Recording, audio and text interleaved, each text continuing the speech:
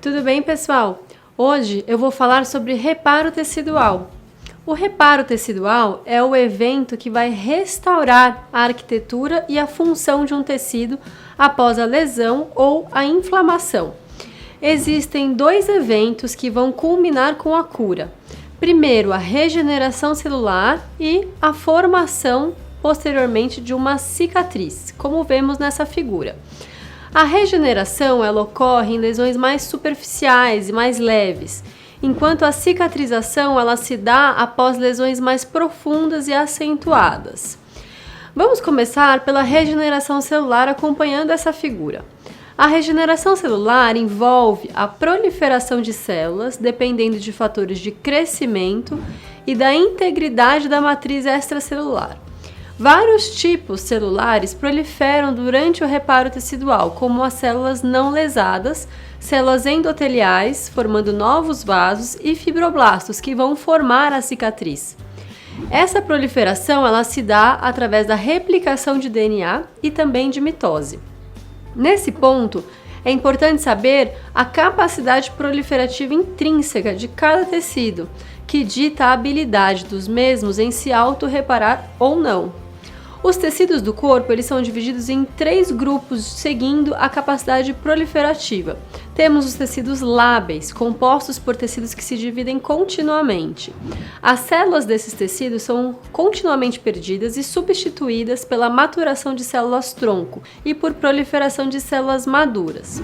Incluem as células hematopoéticas da medula óssea, os epitélios da superfície da pele, da vagina, do colo uterino, epitélios de glândulas exócrinas, como as glândulas salivares, epitélio do trato gastrointestinal, o útero através da menstruação, as tubas e epitélio de transição do trato urinário.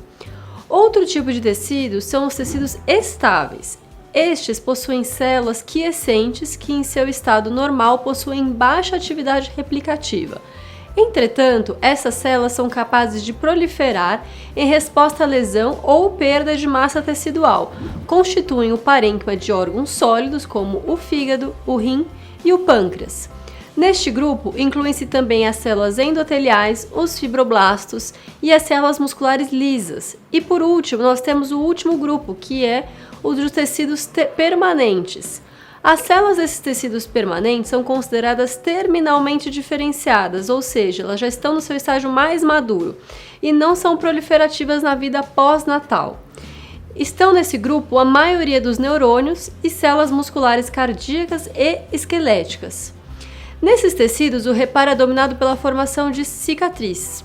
Por exemplo, quando nós temos o infarto, o processo de regeneração do miocárdio se dá através de uma cicatrização que forma uma área não funcional daquele coração. Bom, a maioria dos fatores de crescimento que estimulam a proliferação celular são proteínas que induzem a sobrevivência e a proliferação de várias outras células, podendo promover a migração, a diferenciação e em outras respostas celulares. A principal atividade dos fatores de crescimento é estimular a função dos genes de controle do crescimento, muitos dos quais são chamados de proto-oncogenes, porque suas mutações levam à proliferação celular desordenada, característica do câncer que nós vamos abordar na sequência de vídeos mais à frente.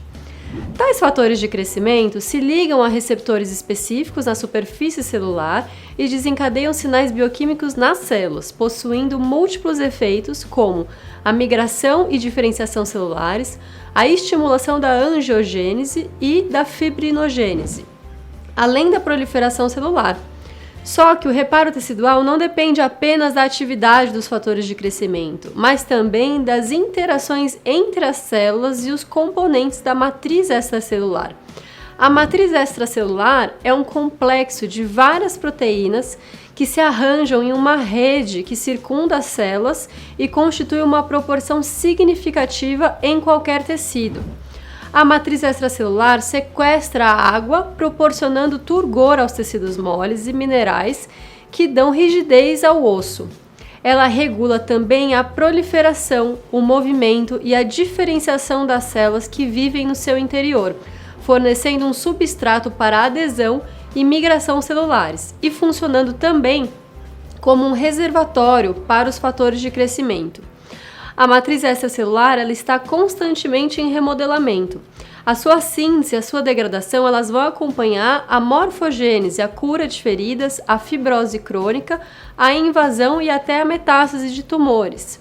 A matriz também ocorre em duas formas básicas. Nós temos a matriz intersticial e membrana basal, sendo que a matriz intersticial está presente nos espaços entre as células do tecido conjuntivo e entre as estruturas de suporte vasculares e músculo liso.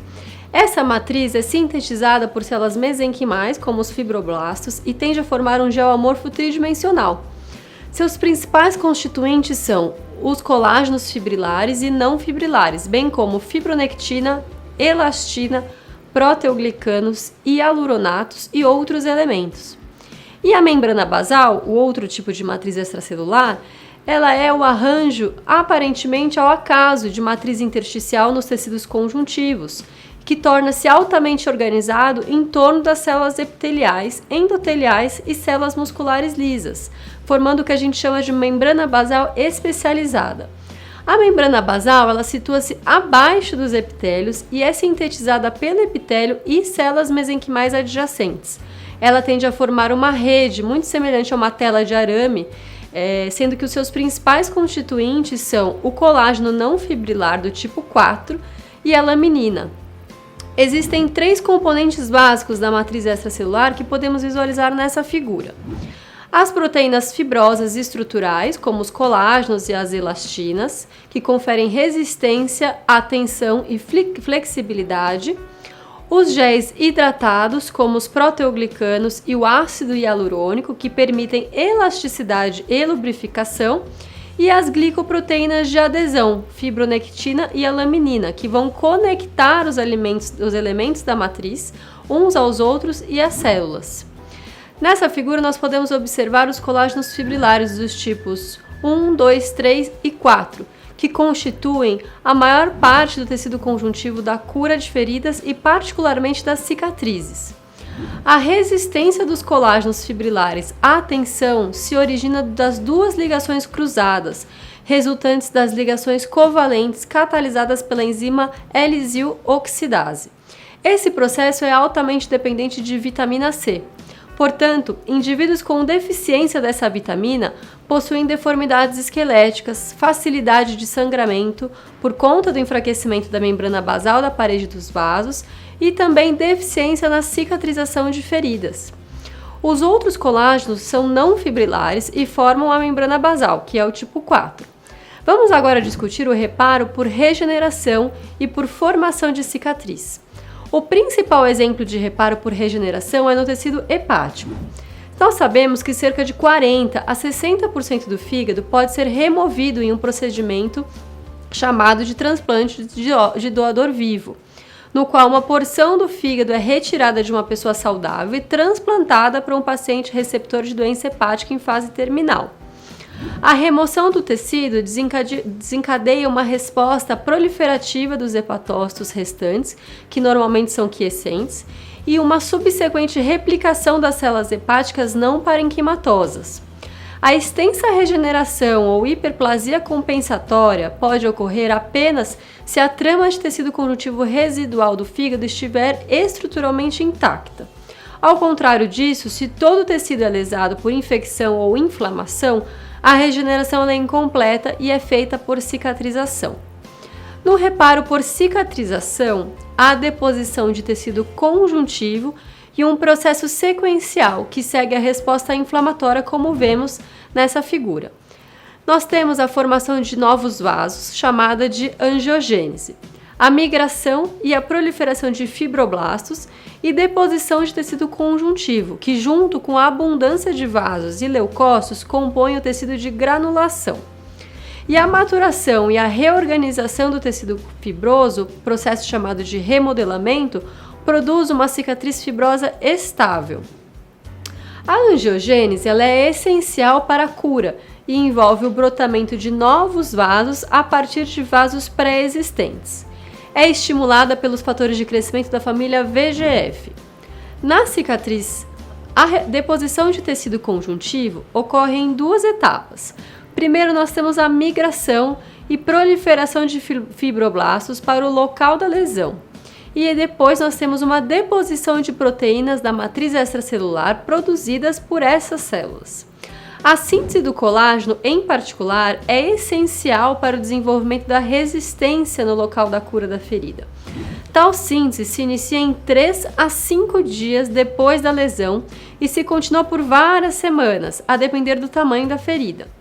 Com a maturação da cicatriz, ocorre uma regressão vascular progressiva que finalmente transforma o tecido de granulação altamente vascularizado em uma cicatriz amplamente avascular e pálida. Muitos fatores de crescimento estão envolvidos nesses processos, como o TGF-beta, o PDGF e o FGF. Alguns fatores podem interferir no processo de cicatrização, retardando seu acontecimento, sendo os principais a infecção prolongada e o diabetes. Outros fatores seriam, por exemplo, a deficiência de vitamina C, como nós comentamos, o uso de anti-inflamatórios, um aumento da pressão local de forma mecânica e a perfusão deficiente. Há também aberrações do crescimento celular e na produção de matriz extracelular. Se há, por exemplo, um acúmulo excessivo de colágeno, uma cicatriz proeminente pode ser gerada, o que nós chamamos de queloide. E para terminar, eu trouxe alguns exemplos clínicos para vocês entenderem e colocarem mais em contexto na vida de vocês. Um bom exemplo para entendermos a cicatrização é na cura de feridas cutâneas. Vamos acompanhar então com essa animação. A cura dessas feridas pode se dar por primeira ou segunda intenção. Na primeira intenção, a incisão da pele provoca uma ruptura da continuidade da membrana basal e morte de número limitado das células epiteliais. Sendo assim, o principal mecanismo aqui é o de reparo. Uma pequena cicatriz é formada pela contração mínima da ferida.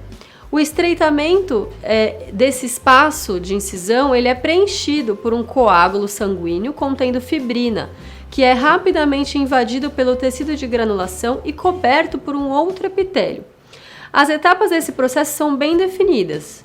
Então, dentro de 24 horas, os neutrófilos aparecem na borda da incisão, migrando em direção ao coágulo de fibrina. As células basais da epiderme da borda do corte começam a exibir aumento de atividade mitótica e dentro de 24 a 48 horas, as células epiteliais de ambas as margens começam a migrar e proliferar ao encontro das margens da derme, depositando, à medida que se movem, componentes da membrana basal. Elas se fundem na linha média, abaixo dessa superfície de crosta, produzindo uma fina e contínua camada epitelial. Por volta do terceiro dia, os neutrófilos são amplamente substituídos por macrófagos e o tecido de granulação invade progressivamente o espaço da incisão. As fibras colágenas agora são evidentes nas margens da incisão, mas estão verticalmente orientadas e não formam pontes na incisão.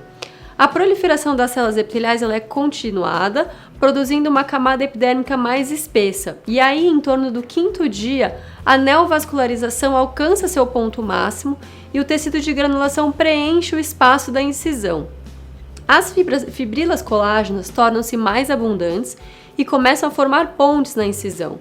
A epiderme recupera sua espessura normal quando a diferenciação das células superficiais produz uma arquitetura epidérmica madura, com queratinização superficial.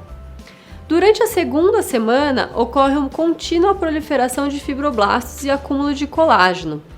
O infiltrado leucocitário, o edema e o aumento da vascularização tendem a começar a diminuir. E no fim do primeiro mês, a cicatriz consiste em tecido conjuntivo celular, em grande parte devido às células inflamatórias, coberta por uma epiderme normal. Entretanto, os anexos dérmicos, como pelos, glândulas sebáceas e sudoríparas, que foram destruídos na linha da incisão, são perdidos permanentemente. Com o tempo, a força tênsil da ferida aumenta. Já na cicatrização por segunda intenção, a perda de células e tecido é mais extensa, como nas grandes feridas, abscessos, ulcerações e infartos. E aí a regeneração é por cicatrização. A reação inflamatória é mais intensa, com formação de abundante tecido de granulação, acumulação de matriz extracelular e formação de uma grande cicatriz, seguida por contração da ferida mediada por ação dos fibroblastos. A cura por união secundária envolve a contração da ferida. Por exemplo, dentro de 6 semanas, grandes defeitos cutâneos podem ser reduzidos de 5 a 10% do seu tamanho original, em grande parte pela contração. Esse processo tem sido atribuído à presença de miofibroblastos, que são fibroblastos modificados, exibindo características funcionais e ultraestruturais de células musculares lisas. Com o fim desse vídeo, nós terminamos a série sobre inflamação e reparo. Agora nós vamos dar início à série sobre vídeos de distúrbios hemodinâmicos. Espero vocês, até lá!